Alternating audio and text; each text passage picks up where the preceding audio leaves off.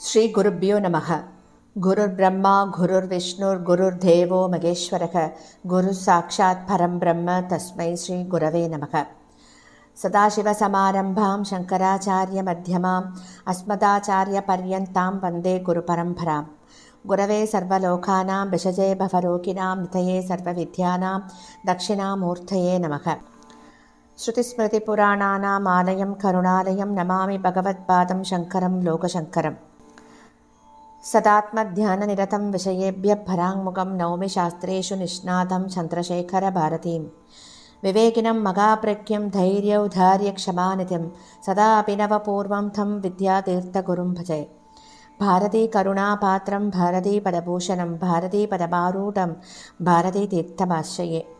வித்யா வினய சம்பன்னம் வேதராகம் விவேகினம் வந்தே வேதாந்த தத்வக்யம் விதுஷேகர பாரதீம். அனைத்து பெரியோர்களுக்கும் நீலாயதாட்சி குமாரின் நமஸ்காரங்கள். பிரதி குருவாரம் நவசிங்கேரியில் சங்கரரை பத்தி கேட்டுருக்கும் குருநாதர்களோட பேரருள்ள இந்த காவியத்தின் நூலாசிரியர் திரு கே நாராயண சுவாமி அவர்கள். இவர் எழுதிய புத்தகத்தின் ஒவ்வொரு வரிகளையும் தான் நம்ம அனுபவிச்சு கேட்டுருக்கோம் பிரதி குருவாரத்திலையும். போன வாரத்தின் தொடர்ச்சியை தான் தொடர்ந்து கேட்க போகிறோம் 113வது வாரமாக. குருநாதரின் ஆக்ஞைப்படி ஹரிஹரன் சுவாமிகளை அழைக்க துங்கபத்ரையின் ஸ்நான கட்டத்துக்கு வந்து தரிசனம் பண்றான். அந்த தரிசனம் அவனுக்கு ஏதோ ஒரு ஆனந்த அனுபவத்தை கொடுக்கிறது. இதுதான் சக்தி பாதம் அப்படின்னு சொல்வதா அப்படி நினைச்சுக்கிறான். இந்த பாக்கியத்தை அளித்து என்னை அனுக்கிரகிப்பதற்குத்தான் ஆச்சாரியால் இப்படி தனிமையான வேளையில தனிமையான இடத்திற்கு என்னை தனியாக வர சொன்னாரோ அப்படின்னு நினைச்சுக்கிறான் ஹரிஹரன். பிறகு ஆச்சாரியால் ஹரிஹரன்ட்ட சொல்றார், ஹரிஹரா, துங்காவும் பத்ராவும் கலந்து இங்கு துங்கபத்ரா என்கின்ற பெயரோடு பிரவாகம் பண்ணி கொண்டிருக்கும் இந்த நதி மிகவும் சிரேஷ்டமானது. இதில் பிராதஸ்நானத்தை செஞ்சுட்டு அனுஷ்டானங்களை எல்லாம் செஞ்சு விடுகிறேன். அதுவரை இதோ இந்த மேனாவில் இருக்கும் ஸ்ரீ சந்திரமௌலீஸ்வரரும் ஸ்ரீ ரத்னகர்ப்ப கணபதியும் உன்னோடு இங்கு இருப்பார்கள். 2 மூர்த்திகளையும் நீ ஜாக்கிரதையாக பார்த்துக்கொள், அவர்களும் உன்னை ரட்சிப்பார்கள் அப்படின்னு சொல்லிட்டு ஸ்ரீ வித்யாரண்ய சுவாமிகள் தனது தண்டத்தையும் கமண்டலுவையும் எடுத்துண்டோ படித்துறையில் கட்டப்பட்டிருந்த படிகள்ல இறங்குறார். ஹரிஹரன் ஞாபகம் வந்தவனாக அப்போதுதான் அவனுக்கு ஞாபகம் வருது, கையில் தீவட்டியுடன் நின்று கொண்டிருந்த பிராமணர் எங்கே போனார் அப்படின்னு தெரிஞ்சுக்க விரும்புகிறான். தெரிஞ்சு கொள்ள விரும்பி மேனாவின் அருகில் இருந்து கொண்டே சுத்தும் முத்தும் திரும்பி பார்க்கிறான். நீரோட்டத்தின் அருகே தீவட்டியோட ஒளி அவனுக்கு தெரியறது. குருவின் குறிப்பறிந்து மௌனமாக சேவை செய்யும் ஸ்ரீடர்தான் அங்க காணப்படுறார். கொஞ்ச நேரத்திலேயே ஸ்ரீ ஆச்சாரியர் படியேறி மேலே வரார். நதியில் ஸ்நானம் செஞ்சுட்டு ஈர வஸ்திரத்தோட காணப்பட்ட அவர் மேனாவில் இருந்த மடிசஞ்சியிலிருந்து தன்னோட மடிவஸ்திரங்களை தானே எடுத்து உடுத்திக்கிறார். அதிலிருந்து தர்பாசனத்தையும் எடுத்து கருங்கல் தரையில விரிச்சுண்டு அதன் மேல அமர்ந்துக்கிறார். தண்டத்தையும் அதன் மேல வச்சுட்டு பஸ்மதாரணம் எல்லாம் செஞ்சுக்கிறார். பஸ்மதாரணம் முடிச்சுட்டு ஜபத்துல ஆழ்ந்துட்டார். தீவட்டியின் அந்த செக்கச்சவேர் அப்படிங்கிற வெளிச்சத்துல அவருடைய சிவந்த மேனியும் பளீரென்ற அந்த காஷாய வஸ்திரமும் ஒன்னோட ஒண்ணு இணைஞ்சு மனதை கவரும் காட்சியாகிறதாம் ஹரிஹரனுக்கு. நிமிர்ந்து அமர்ந்துண்டு கண்களை மூடி தியானத்தில் ஆழ்ந்திருக்கும் குருநாதரை பார்த்துண்டே இருக்கான் ஹரிஹரன். பிராமணோத்தமர் அப்போது மீண்டும் மறைஞ்சு போயிட்டாராம். ஜபத்தையும் தியானத்தையும் முடிச்சுண்டு ஸ்ரீ வித்யாரண்ய சுவாமிகள் கண்களை திறந்த போது வானம் இன்னும் இருட்டாகத்தான் இருக்கு. கீழ்வானத்துல சுக்கிரன் ஒளிவிட்டு பிரகாசித்ததால் அங்கு மட்டும் வெளிச்சம் காணப்படுறது. சூரியோதயத்திற்கு இன்னும் நிறைய நாழிகைகள் இருக்கு. குருநாதர் கூப்பிடுறார், ஹரிஹரா, நாம் இருவரும் நகர வாயிலுக்கு போவோம். உன்னுடன் இங்கே யாராவது வந்திருக்கிறார்களா அப்படின்னு கேட்கிறார் சுவாமிகள். ஹரிஹரன் பதில் சொல்றான், என்னுடன் வந்த மெய்க்காவலனை நான் அப்போதே திருப்பி அனுப்பிவிட்டேன். குருவுடன் தனித்திருப்பது என்பது எந்த புண்ணியசாலிக்கும் கூட கிடைத்து விடாது. அந்த பாக்கியம் தங்களுடைய அனுக்கிரக விசேஷத்தினால எனக்கு இன்னைக்கு கிடைச்சிருக்கு. கிழக்கு கோட்டை வாயிலில் முக்கியமான மந்திரி பிரதானிகள் சிலர் மட்டுமே இருப்பார்கள். தேர்ந்தெடுக்கப்பட்ட 4 வேத விற்பன்னர்கள் தங்களுக்கு பூர்ணகும்ப மரியாதையுடன் வேத கோஷத்தோட வரவேற்பு கூற வந்திருப்பா. தாங்கள் சென்ற முறை வந்தபோது என் தந்தை தங்களுக்கு கோலாகலமான சுவாகதம் கூறி வரவேற்றார். எனக்கும் அப்படி செய்ய விருப்பம்தான், ஆனால் செய்யல. ஒரு பல்லக்கு மட்டும் சித்தமாக வைக்கப்பட்டிருக்கு அப்படின்னு சொல்றான். ஆச்சாரியாளுடனே வேண்டாம் வேண்டாம், ஏற்பாடு செய்தபடியே இருக்கட்டும். இனி எமக்கு மேனாவும் வேண்டாம். ஸ்ரீ சந்திரமௌலீஸ்வரரையும் ஸ்ரீ ரத்னகர்ப்ப கணபதியையும் மட்டும் கையில் எடுத்துக்கொண்டு நடந்தே வருகிறோம்.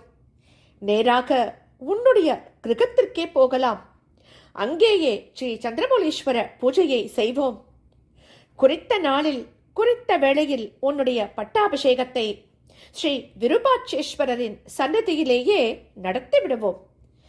கடந்த 3 ஆண்டுகளாக உன்னுடைய தந்தை நோய்வாய்ப்பட்டு படுக்கையில் இருந்ததால் நீயே அரசனாக செயல்பட்டு ராஜாங்க காரியங்களை கவனித்து வந்திருக்காய். ஜனங்கள் ஏற்கனவே உன்னைத்தான் தங்களை ரட்சித்து ஆளும் சக்கரவர்த்தியாக நினைத்து கொண்டிருக்காள் அப்படின்னு எனக்கும் தெரியும். ஆகையால மகுடாபிஷேகத்தை பரமேஸ்வர பிரத்யர்த்தமாக செஞ்சுட்டு வருகிற நவராத்திரியை தேவி பூஜையுடன் விஸ்தாரமாக நடத்தி விடுவோம்.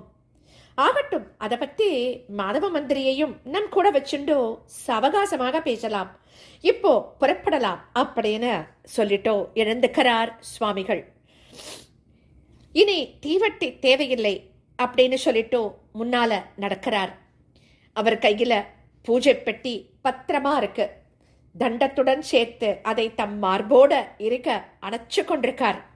எங்கிருந்தோ வந்த பிராமணர் அவருடைய பாதுகைகளை எடுத்து வந்து அவர் முன்னாடி வைக்கிறார். அவற்றை அணிந்து கொண்டு நகர வாயிலை நோக்கி நடக்கத் தொடங்குகிறார் ஸ்ரீ வித்யாரண்ய சுவாமிகள். ஹரிஹரன் அவர் முன்னே விரைந்து நடக்கிறான்.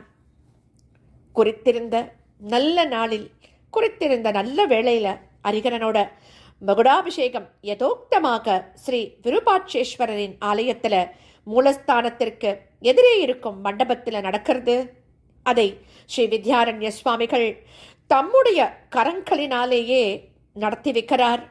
பூர்வாங்கமாக ஜபங்களும் ஹோமங்களும் செய்யப்படுறது. கடங்களில் மந்திர ஜபங்களால் புனிதமாக்கப்பட்டிருந்த தீர்த்தங்கள்லாம் தயாரா இருக்கு. வெள்ளியில்லான ராஜசிம்மாசனம் சுவாமி சன்னதியை நோக்கி வைக்கப்பட்டிருக்கு. எல்லாம் தயாரானதும் ஹரிஹரன் குருநாதரின் முன்னாடி போய் நிற்கிறான்.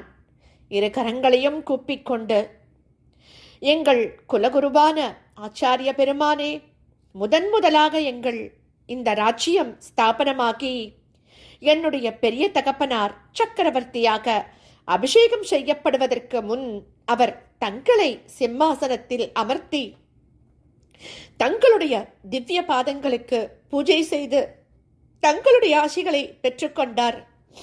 பின்னர் தங்களுடைய கரங்களால் அபிஷேகம் செய்து ஆசி கூறினீர்கள். இந்த வரலாற்றை நான் அறிவேன். என் தந்தையாருக்கு அப்படிப்பட்ட பாக்கியம் கிடைக்கல. அவருடைய ஆசையால் எனக்கு இப்போது அந்த பாக்கியம் கிடைக்க இருக்கு. தங்கள் இந்த விஜயநகர சாம்ராஜ்யத்தை விட அனந்த கோடி விஸ்தாரமான எல்லைகளற்ற யோக சாம்ராஜ்யத்திற்கே அதிபதி.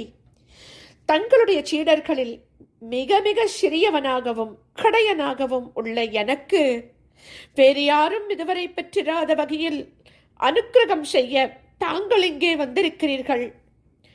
அந்த தகுதியை பெறுவதற்காக நான் முதலில் தங்களுடைய பாதங்களுக்கு பூஜை செய்து தங்கள் பாத தூளியை என் சிரத்தில் தரிக்க விரும்புகிறேன். அதற்கு தாங்கள் அனுமதி அளிக்க வேண்டுகிறேன் அப்படின்னு அவனுடைய அந்த பவ்யமான வேண்டுகோளை கேட்ட ஸ்ரீ வித்யாரண்ய சுவாமிகளுக்கு ரொம்பவும் சந்தோஷமாயிடுறது.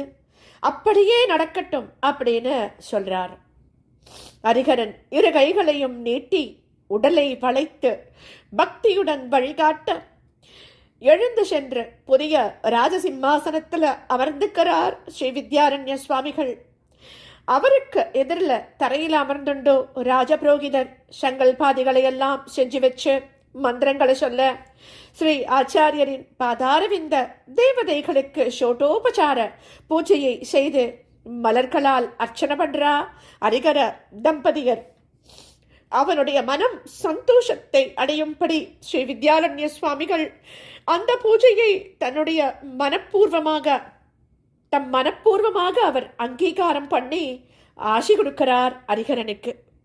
அவர் சொல்றார், ஹரிஹரனே, நீ செய்த பூஜையை அங்கீகாரம் பண்ணி சந்தோஷிக்கிறோம். குறித்த நல்ல வேளை நெருங்கிவிட்டது. இனி இந்த சிம்மாசனத்தில் நீ அமர்ந்து கொள். வேதவித்துக்களான பிராமணர்கள் தீர்த்த கலசங்களை எடுத்துக் கொடுக்கட்டும். எங்களுடைய குருநாதரான ஸ்ரீ வித்யாதீத்த மகா சுவாமிகளின் பிரதிநிதியாக வந்துள்ள நாமே எம் கரங்களால் உமக்கு அபிஷேகம் செய்து வைப்போம் அப்படின்னு சொல்றார் சுவாமிகள். சிறிய மண்டபமாக இருந்தாலும் அது தெய்வ சாநித்தியம். ஜனத்திரளின் ஒரு பகுதி அமரத்தான் அங்கு இடம் இருக்கு. வெளியில கோவில் பிரகாரங்கள், மண்டபங்கள், கோபுர வாயில்கள், 4 அகலமான ரத வீதிகள், ராஜவீதிகள், எங்கும் மக்கள் கூட்டம் நிறைஞ்சிருக்கு. கோவிலின் பெரிய அந்த கண்டா மணிகள் முழங்கிறது. அவை மட்டும் இல்லாமல் நகரத்தில் ஆங்காங்கு கட்டப்பட்டிருந்த கோவில்களின் ஆலய மணிகளும் ஒலிக்க ஒரே சமயத்தில் எல்லா சன்னதிகளிலும் மங்கள ஆரத்திகள் நடக்கிறது. அந்த கோலாகலமான வைபவத்தை முழுவதும் வர்ணிக்க முடியாது என்று எண்ணியவர் போல காவியகர்த்தா ஒரே ஒரு உபமானத்தை மட்டும் சொல்லி அதை வர்ணிச்சு சொல்றார் நமக்கு. என்னன்னா, வியாழ பகவானான பிரகஸ்பதி இந்திரனை தேவலோகத்திற்கு அதிபதியாக அபிஷேகம் செய்து வைத்தது போல் இருந்ததாம் அப்படின்னு அந்த ஸ்லோகத்துல அவர் சொல்றார். எப்பேற்பட்ட கோலாகல வைபவம் இல்லையா? நாமளும் நம்ம மனசார அதை கற்பனை பண்ணிட்டு தரிசனம் பண்ணிருக்கோம் இல்லையா? நல்லபடியாக அந்த காரியங்கள்லாம் முடியறது. சிங்கேரியில சரத் ருத்துவில் ஆச்விஜ மாசம் சுக்லபக்ஷ பிரதமை முதல் பீடத்தின் அதிதேவதை ஸ்ரீ சாரதாம்பாளுக்கு நடத்தப்படும் நவராத்திரி உற்சவம் ஆரம்பிக்க போறது. அந்த நவராத்திரி உற்சவம் தெய்வீக மனம் கமழ்வதாக மட்டுமில்லாம அனைத்து மக்களுக்கும் மகிழ்ச்சியையும் தரும் விமர்சையோட நடக்கிறது. 2வது ஹரிஹரன் பட்டாபிஷேகம் நடந்தவுடன் வித்யாநகர ராஜதானியாக இருந்த தலைநகரம் விஜயநகர மகா ராஜதானியாக புதிதாக பெயர் சூட்டப்படுறது. அங்கே நடத்தப்பட்ட முதல் நவராத்திரி உற்சவமும் அதை அடுத்து விஜயதசமி அன்று நடந்த அணிவகுப்பு ஊர்வலமும் கோலாகலமா நடக்கிறது. அதன் கிரமத்தை அமைத்து கொடுத்தவர் ஸ்ரீ வித்யாரண்ய ஜெகத்குரு அவர்கள் அப்படின்னு தான் நமக்கெல்லாம் சொல்லப்படுறது. அந்த நவராத்திரி உற்சவம் எப்படி நடந்திருக்கும் அப்படின்னு ஊகித்து வர்ணனை பண்ணுவது ரொம்பவும் சிரமம். குருவம்ச காவியத்திலும் அது வர்ணிக்கப்படல. பின்னால் 25வது சாரதா பீடாதிபதியாக இருந்த ஸ்ரீ சச்சிதானந்த பாரதி சுவாமிகள் காலத்துல, அதாவது கிபி 1622 முதல் கிபி 1663 வரை நடந்த நவராத்திரி உற்சவத்தை பத்தி முழு விவரங்களும் அவருடைய திவ்ய சரித்திரமான ஸ்ரீ சச்சிதானந்த பாரதி விஜயம் அப்படிங்கிற காவியத்துல, அதாவது 2வது பாகம் 2வது அத்தியாயத்துல மிக மிக ரசமான ஒரு ஸ்லோக ரூபத்துல கொடுக்கப்பட்டிருக்கு. முதலில் ராஜதானி நகரத்தில் தொடங்கப்பட்ட நவராத்திரி உற்சவம் பிறகு சிங்கேரிக்கு எப்படி வந்தது அப்படிங்கிறது தான் ஒரு சுவாரஸ்யமான சரித்திரம். இப்போ நம்ம அந்த கும்பாபிஷேக வைபவத்துக்கு திரும்ப போக போறோம். 2வது ஹரிஹரன் சிம்மாசனத்துல அமர்ந்தவுடன் தன்னுடைய குருநாதரான ஸ்ரீ வித்யாரண்ய சுவாமிகளிடம் செய்து கொள்றான் ஒரு விஞ்ஞாபனம். என்ன விஞ்ஞாபனம் அது அப்படின்னா, எங்களை ரட்சிக்கும் ஜெகத்குரு அவர்களே, இன்று முதல் தாங்கள் எவ்வளவு காலம் இங்கேயே இருக்க முடியுமோ அவ்வளவு காலம் தங்கியிருந்து வழிகாட்ட வேண்டுகிறேன். எது தங்களுடைய ஆணையோ அதை உடனே மேற்கொண்டு நிறைவேற்றி வைப்பேன். இந்த பாரத தேசத்தின் ஸ்ரேயஸிற்காகவும் சனாதன தர்மத்தின் ரட்சணைக்காகவும் அவதரித்துள்ளவர் தாங்கள் என்பதை தெரிந்து கொண்டோம். தங்கள் வாக்கிலிருந்து வெளிவருவது எல்லாம் உலக க்ஷேமத்திற்காகத்தான் இருக்கும். இப்போது தங்களுடைய திவ்ய ஹஸ்தங்களால் அபிஷேகம் செய்விக்கப்பட்ட நான் செய்ய வேண்டியுள்ள முதல் பணி என்ன என்பதை சொல்லுவீர்களாக அப்படின்னு கேட்கிறான். அந்த உயர்ந்த ஸ்வர்ணமயமான ஆசனத்துல அமர்ந்திருந்த ஸ்ரீ வித்யாரண்ய சுவாமிகள் சொல்றார் உடனே, ஹே ராஜன், அடுத்தாற்போல் வரப்போகும் நவராத்திரி காலத்தில் இந்த ராஜதானியில் ஒரு கோலாகலமான உற்சவத்தை நீ நடத்தணும். ஜெகதம்பிகையை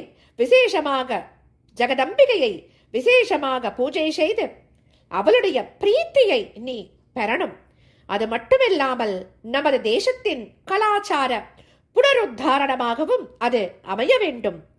நீ நடத்த போகும் உற்சவத்தின் பிரதிபலிப்பு இந்த தென்னாடு முழுவதிலும் ஏற்பட வேண்டும் அப்படின்னு சொல்றார். அப்படியே ஏற்பாடு செய்கிறோம்.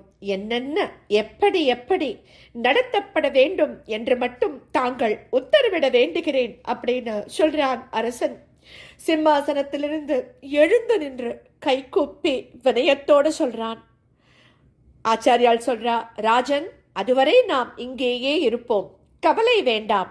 எம்மை போல் சந்நியாசிகள் வந்தால் தங்கி ஜபதப அனுஷ்டானங்களை அமைதியாக செய்ய நதி அருகில் ஒரு மடத்தை கட்டி தருவாயாக.